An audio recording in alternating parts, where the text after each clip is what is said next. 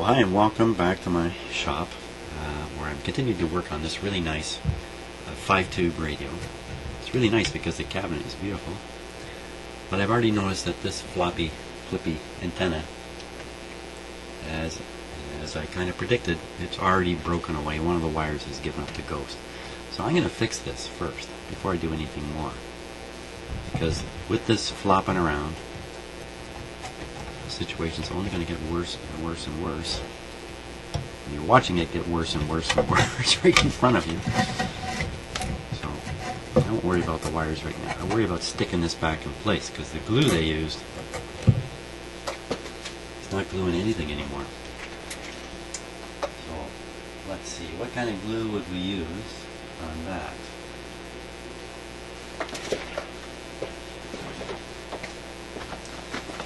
Doesn't take much. A little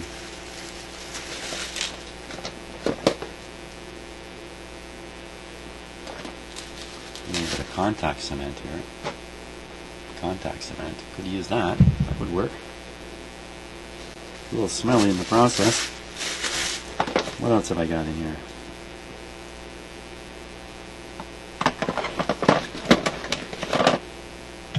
I got two of these.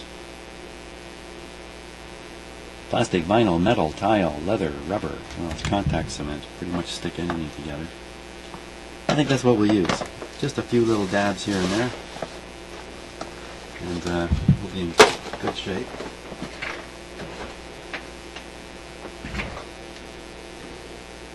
Fortunately, this stuff is really stinky stuff.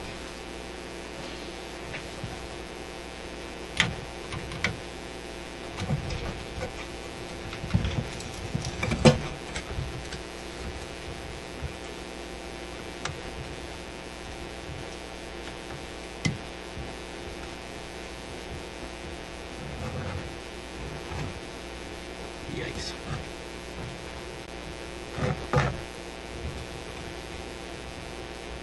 Ooh, that's a lot. Okay, what I want to do is use contact cement. You know, you're supposed to apply it to both surfaces. There's a reason why they call it contact cement. So I'm going to just spread it around here on the antenna a bit. Hey, this reminds me of doing model cars when I was a kid.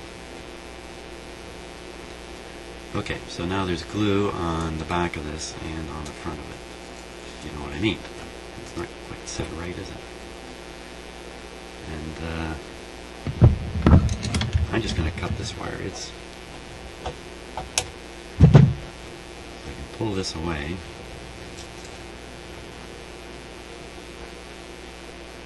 Yeah. Let that sit for a few minutes while I carry on getting this ready to operate. So I can't operate this without the speaker because we won't hear anything, so I got to hook up the speaker.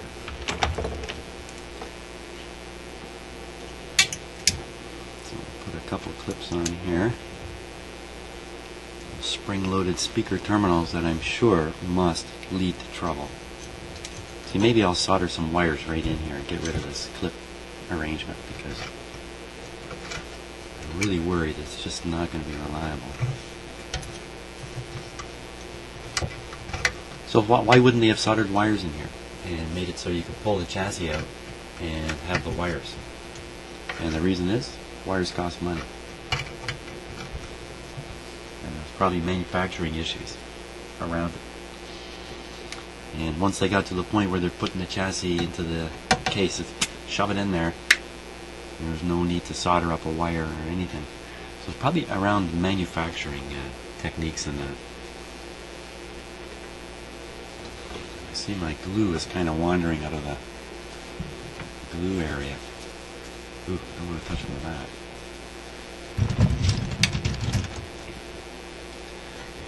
Quick, back into the glue area. Oh, it's dissolved the other glue. It's just about ready already. You just got to give it a few minutes to get tacky.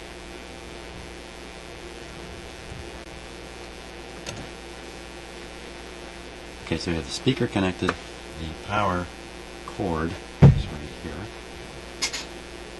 Ooh, what's been going on there?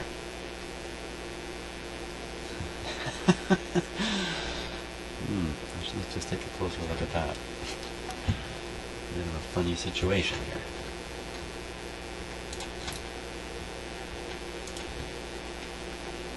Look at that. As a very nervous radio owner who would like to chew on his power cord, which is not recommended by the way, or some animals have gone after this, but he didn't like the rest of the wire, he just liked this part.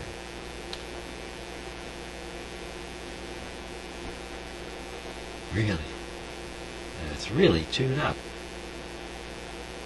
But the wire itself, and the other end, looks fine. Fairly flexible.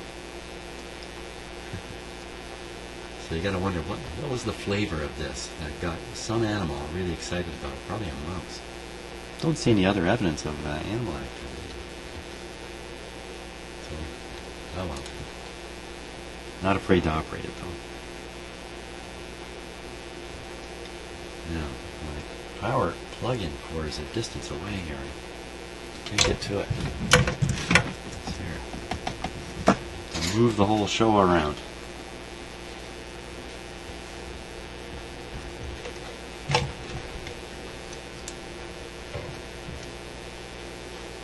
There we are.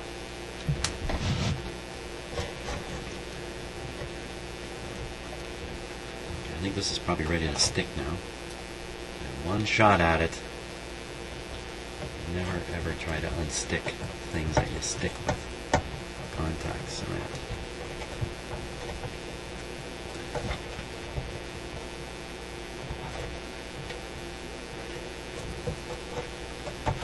Didn't really stick it down here, but that's okay. There, that's a little better now. I'm not going to have that flopping around. I can fix the wires in it. I should fix them right now, shouldn't I? Why not? You don't really want to see if this radio works, do you?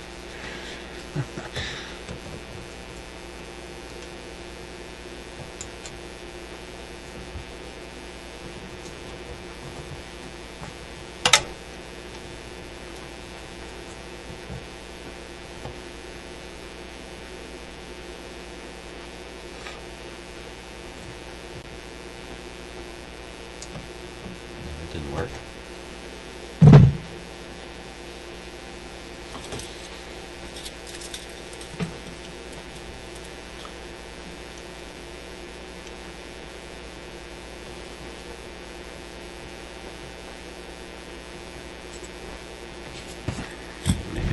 Fresh solder might help.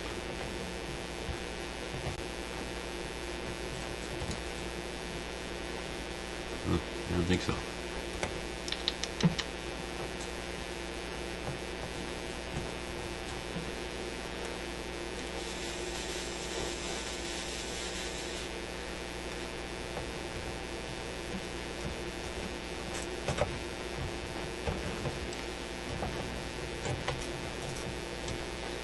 Okay, that's good.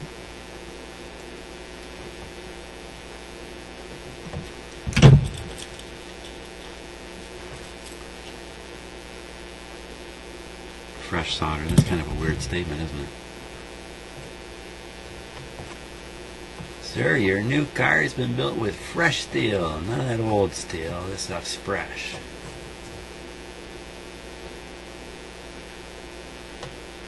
Or as I often like to joke,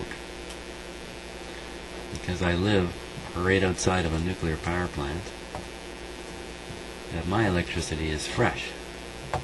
I don't get any of that tired stuff that's traveled all over the place on transmission lines. My power is fresh. Well, that's not going very well, is it?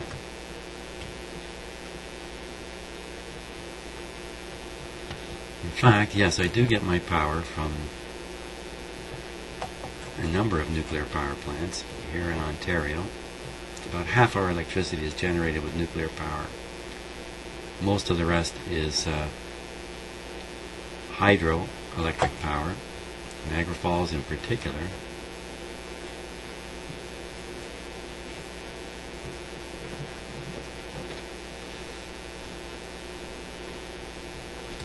fooey, man. It just doesn't want to really stick well. A little bit from coal still, but Ontario, not a good place for coal. There's no natural coal in Ontario. So if we're going to burn coal, we're going to end up burning American coal.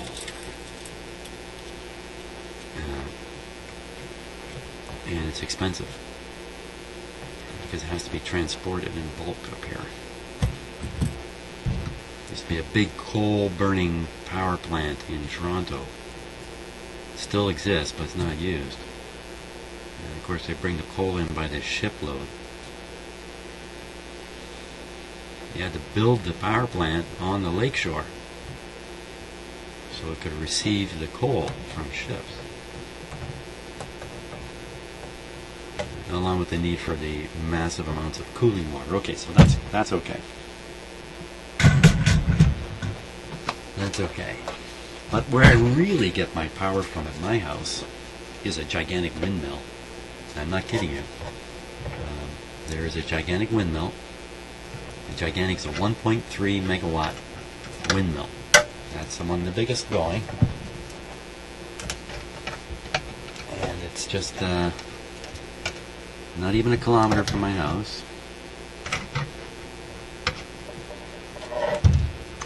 It outputs at 13.8 kilovolts. That's a distribution voltage. Right into the line that comes right into my subdivision, and that comes right to my house. So I actually can claim that my electricity is coming from a windmill. A big whopping windmill. Right beside a big whopping nuclear plant. Right next to a big whopping lake. Okay. Okay, let's check this. Let's see, on off. Tuning, obviously. Speakers connected. Radio safe. Shouldn't be too worried. I'm going to bring it up on restricted power anyway. If there's something seriously wrong, all that's going to happen is this light's going to come on really bright back here. Excuse me.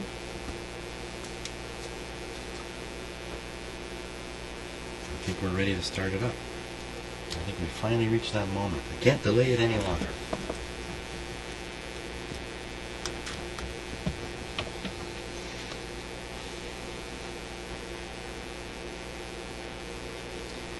I should be trying to read the B plus on this,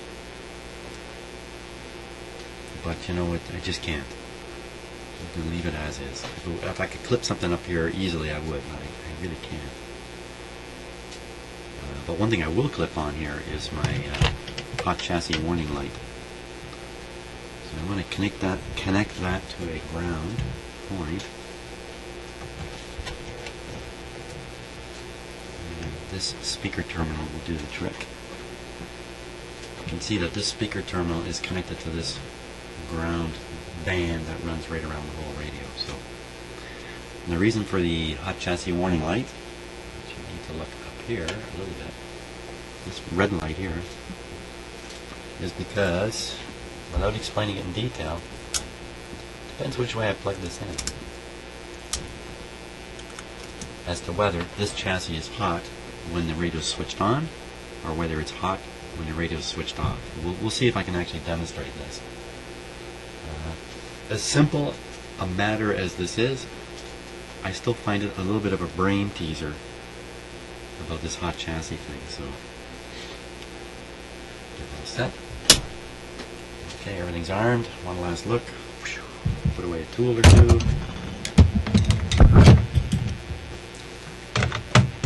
In case a panic response is required, but there won't be any need for a panic response.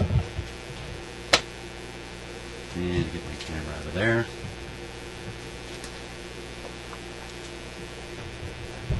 Not much to see with one of these. No light. No nothing except some tubes that are going to warm up. Okay, switching it on, volume down, and then we're going to apply the power. Your eyes should be on that light. Here we go. Okay, so, wasn't that a disappointment? Okay, so eyes over here, You see the voltage is 119. Okay. Usually my house voltage is a little higher, but I've noticed it's been a little lower the last little bit. So I'm not convinced this has come on at all yet. So I'm just waiting and watching for any heating to occur in these tubes. Now typically that happens in just seconds when you plug in a radio and turn it on. But because I have the light bulb in the circuit there, it can actually take a fair length of time. But not this length of time. Not this length of time. So put your eye on this meter. I'm going to turn the radio off. I notice my warning light hasn't come on. Let's see if it comes on when I turn the radio off. And I'm going to do that with my hand. So I don't want to get a shock. So I am sitting on my chair. I am off the ground. I am not touching anything metal. So if the chassis is live, when I turn it off, I will not get a shock. Yeah, let's see if that's true. Okay. Absolutely nothing just happened. I didn't see this meter move. I didn't see that light come on. I don't think there's anything reaching this radio.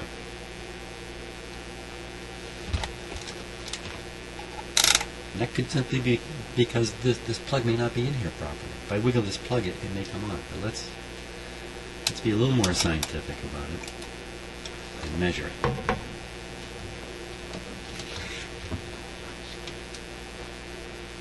Now there's no question there's power in this plug, because this meter is actually plugged into this cord right back here. So that meter reads what's at the end of this thing. So there's no question there's power in there. But let's see if there's power here in the radio. So I'm on the 200 volt AC scale here. Well, there certainly is.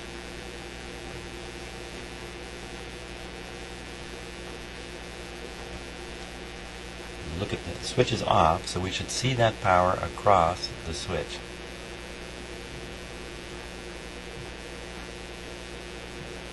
Oh.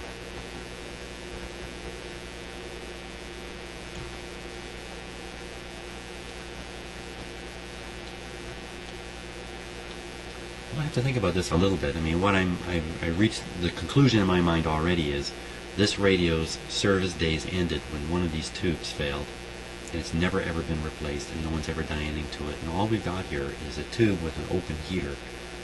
Because all the heaters are in series, when one goes open, they all go off, just like that real old string of lights you used to have on your Christmas tree if you're my age, where all the lights were in series. Or even what am I saying? Even these newer little mini lights were all in series, and if one burns out, they all go out. Same thing with these tubes. Could be a wiggle these tubes that come to life. So now I'm going to watch very carefully on this meter when I switch the switch back on. There's absolutely no change on this meter. So this thing is drawing no power whatsoever.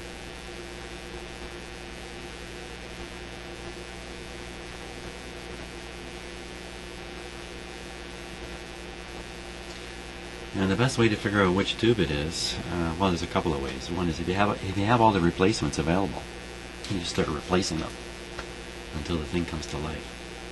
Chances are there's only one defective tube. And chances are it's the rectifier tube too. The reason I say that is the rectifier tube runs hot. So does the output tube. These two taller tubes, they're taller because they run hotter and they need to be bigger to throw the heat off. And of course, what happens with heat? Things wear out. So they're the two suspicious tubes, but it could be any of them in here. I can't think of anything else to do with the set like this. I'm really curious about why my light didn't come on. I didn't make that light come on. My emergency light.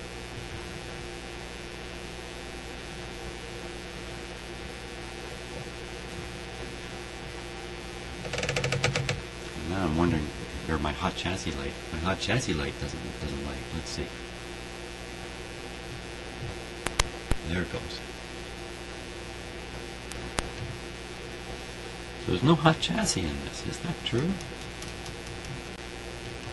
My understanding was A radio like this, the chassis is going to be hot one way or the other. I'm making sure I'm not going to get a shock here again.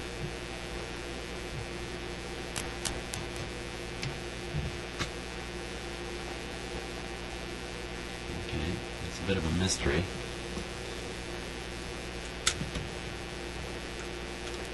Turn this around. See if the light comes on now. Still no light.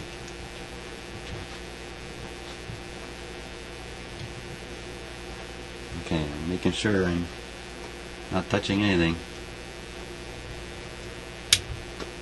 Still no light. Well, maybe with one of the filaments burned out, you don't get any power through the set at all. And I'm not exactly sure. Don't have a schematic right in front of me to look at, so I'm not going to try to think that out. But I am surprised that I can't get my light to come on. So we have to test these tubes. That's what's going to have to happen here. So let me just pull that out. A little bit disappointing, but not too surprising. I would rather have it come to life, of course. I'm going to have to go through a fairly drawn-out tube testing process here. Or there's another way I could do it. Just do it with an ohm meter and test the pins. I think I'm going to put them right through the tube tester. That'll settle, especially these tubes, which are, I was going to say radioactive. No, not radioactive, but these tubes have the business of operating a radio part of the circuit. And if they're not working well, even if they light up but not working well, the radio won't work well. This guy's the output tube, same story for him. If it's not working well, there won't be any output. The same story for all of them, for crying out loud. Okay, that's what we're going to do. We're going to test the tubes here.